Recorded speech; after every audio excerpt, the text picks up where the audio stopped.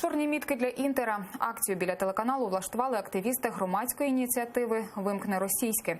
За 3 десятки учасників наклеїли чорні наліпки на стіни телеканалу, щоб привернути увагу до його контенту в ефірі.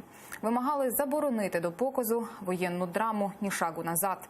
Активісти заявляють, знята вона коштом Міністерства культури Росії з російськими акторами та ще й в анексованому Криму. А от на офіційному сайті телеканалу зазначається, що стрічку знімали не в Криму, а в Білорусі.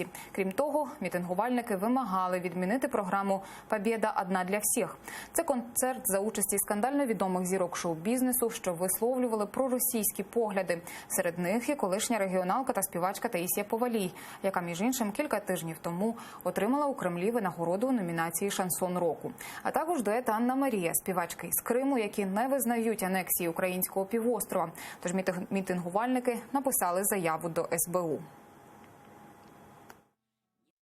Ми б хотіли, щоб Служба безпеки України звернула увагу на телеканал «Інтер», на те, що він транслює, власне, тому що вони просто напряму і внагло вони порушують українське законодавство.